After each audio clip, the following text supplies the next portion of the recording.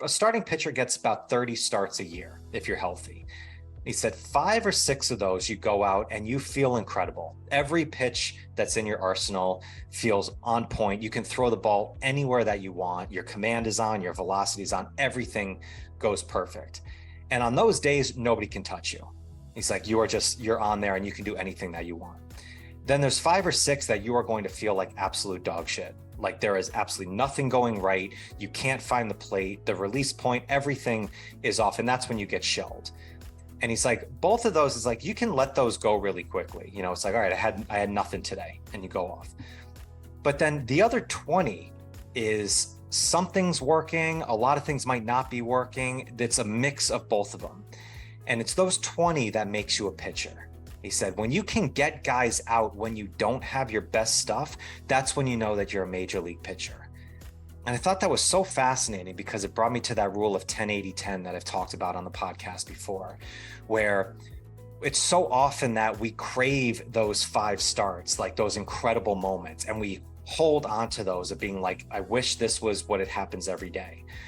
But what you realize when you're a professional and you're doing this for a long period of time is you know that those days can be few and far between. They're really great when they come, but more often than not, it's not the norm, okay? It's just that grand, beautiful moment that happens. But it doesn't mean that those other 20 starts in there is you can't win and you can't stay consistent. You still can't get guys out. And it's such a philosophy for strength and a philosophy for consistent, healthy habits in life. It's because if you're just waiting for all those days when you're so motivated and everything feels energized and everything works perfectly, that's great, but you're going to get that 10% of the time. Most of the days are going to be ho-hum. They're that 5 out of 10, 6 out of 10 days where you're not feeling great, you're not really feeling bad. It's just somewhere in the middle, and you just go in there and you figure out how to get wins on that day. And it brought me to a lot of the work I'm doing with the August Unplug challenge. So this is a challenge that I offered the community that I work with of 31 days of August, 30 minutes a day of complete silence, just take away all distractions. So no phones, no computers, no watch, no books, no journaling, like nothing of productivity at all for 30 minutes a day. And the reason behind that, I'll go really brief on this because I talked about it before, is, I always felt being an online, business owner, you're plugged in every day. And after I talked with Todd Durkin, he talked about mellow yellow time and blue sky time, where you need those moments to unplug. It's not just something that you need to do when you're feeling, drained or feeling like overwhelmed and stuff. You need to plan it on a regular basis every day because one, that's where creativity really shines in the moments of unproductive time. But second, it also just elevates the other points of your day. And we know that how plugged we are just, as a culture. And, we have distractions every single, moment in time. We have our phones with us every 2 seconds. And I realized that I was in a spot where I felt like I was so plugged in. And even though I was being productive and I'm doing good things, I still felt like I was always tapped in, and I just wanted to see about unplugging.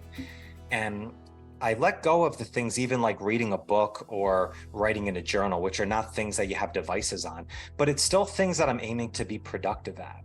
I wanted to do this challenge really to completely block out anything, just sit with your breath, sit with just your mind, and just let yourself be and see what comes out of it. And what I've learned in this time is I've had a couple of days that felt very clear, very focused, that moments of flow that I've had. I've had a couple moments where my mind is going 1.5 million miles a second and I can't focus on anything. Even the thought catching, any type of technique and stuff I'm trying to work with is just not happening, where I'm just riding out the 30 minutes, just be like, get me back out of this so much. And you leave those days feeling like, what the heck am I doing here?